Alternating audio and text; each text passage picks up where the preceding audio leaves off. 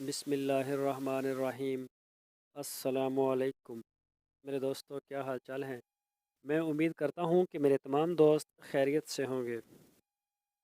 تو دوستوں، مجھے نا کافی واٹس ایپ کے اوپر مجھے کافی میسج آئے اور کچھ کمنٹس بھی کیے لوگوں نے کہ طارق بھائی، جو ریبٹ فارمنگ ہے خرگوش کی، اس کے بارے میں ہمیں بتائیں۔ اور سب سے جو اس کا مین جو ٹاپک مجھ سے جو بات پوچھی گئی وہ یہ تھی کہ اس کو سیل کہاں پہ کریں گے۔ تو جو انفارمیشن میرے پاس ہے وہ میں آپ کے ساتھ شیئر کرتا ہوں ابھی۔ تو اگر آپ نے ابھی تک ہمارے چینل کو سبسکرائب نہیں کیا تو پہلے ہمارے چینل کو سبسکرائب کر لیں۔ ہماری ویڈیو اگر اچھی لگے تو لائک اس کو لازمی کریں، اور اپنے دوستوں کے ساتھ اس کو فیس بک اور واٹس ایپ میں لازمی شیئر کریں۔ تو جو ریبٹ فارمنگ ہے پاکستان میں آج کل، اس کا جو ٹرینڈ ہے وہ ایک زبردست ہے۔ اس کی وجہ یہ ہے کہ جیسا کہ آپ میں سے کافی لوگ یہ جانتے بھی ہوں گے، جس طرح کہ امریکہ کی ایک یونیورسٹی نے ایک رپورٹ شائع کی ہے ابھی حال ہی میں کہ برائلر کا جو گوشت ہے یہ کافی زیادہ پریشان کرتا ہے لوگوں کو، اس سے بیماریاں بھی لگتی ہیں، کینسر جیسی، خاص کر اس کی کلیجی وغیرہ کھانے سے۔ تو اس سے پہلے بھی اس طرح کی کئی دفعہ رپورٹیں شائع ہوتی رہتی ہیں مختلف ممالک سے، جو ترقی یافتہ ممالک ہیں۔ ویسے عام لوگ یہ بات جانتے بھی ہیں۔ تو اس کی نسبت سے جو ریبٹ فارمنگ ہے، خرگوش کا گوشت ہے، وہ اس سے کہیں زیادہ لذیذ، طاقتور، اور وہ تمام ہمارے جسم کی ضرورت کا پورا بھی کرتا ہے، جو بھی ان کو ضرورت ہوتی ہے گوشت میں سے۔ تو اس لیے نا مرغے کا جو ٹرینڈ ہے وہ ایسا ایسا کم ہونا شروع ہو رہا ہے، لوگوں کی جو دلچسپی ہے وہ خرگوش کی طرف جانا شروع ہوگی۔ اس کو پالنا بڑا آسان ہے، اور اس کا جو گوشت ہوتا ہے وہ بکرے سے تھوڑا تھوڑا ریلیٹڈ ہوتا ہے، ملتا جلتا ہوتا ہے۔ اس کا ٹیسٹ بھی اس کے ساتھ ملتا ہے، میں نے کئی بار کھایا ہے۔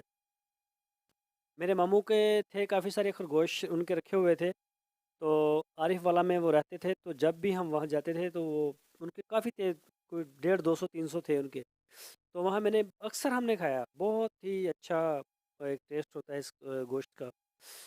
تو ابھی بھی میرا ارادہ بنتا ہے کہ چلو کوئی 40 50 اگر ہو جائیں اپنے گھر کے لیے، چلو گوشت وغیرہ یہ بالکل آپ کا فری اس سے گزارا ہوتا ہے۔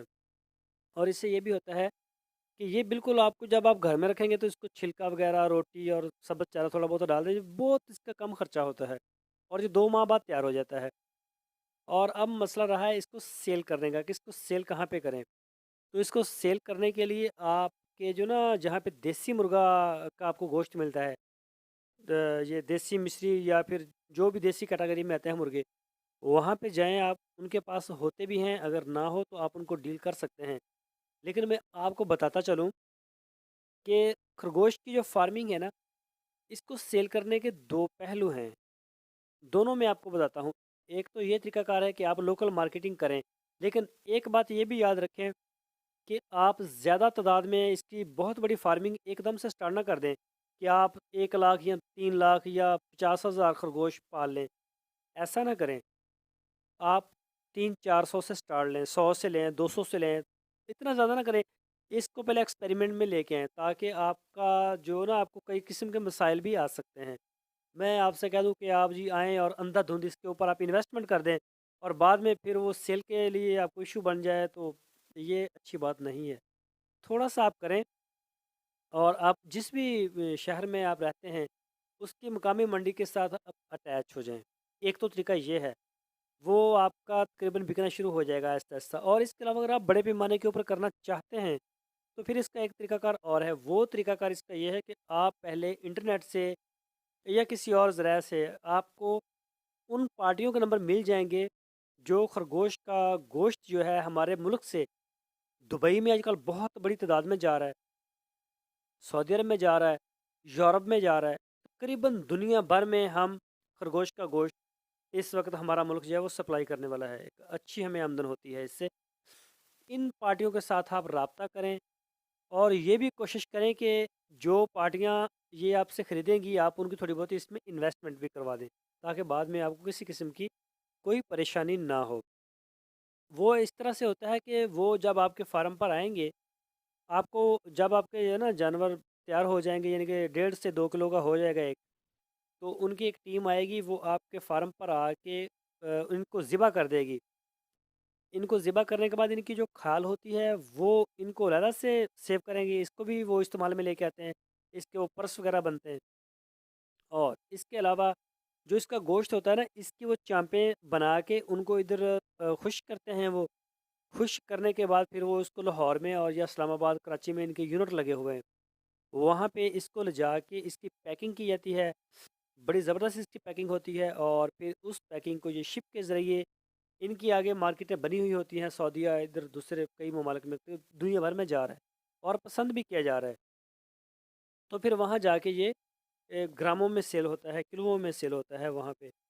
तो इस तरह से मैंने कई दोस्तों से मैंने देखा भी है कि उनकी बहुत बड़ी बड़ी फार्मिंग है। और हम इंशाल्लाह आने वाले टाइम में आपको इसकी वीडियो देंगे, बहुत अच्छी देंगे। फ़िलहाल हमारा अभी जो फोकस है ना, वो है ऑस्ट्रिच का, कि हमें जो इसके बारे में ना पूरी मतलब मालूमात मिले इसके चूज़े के बारे में, और इसको पूरे जो प्रोसेस है वो हमारी समझ में आए, ताकि हम अपने दोस्तों के साथ इसको शेयर कर सकें।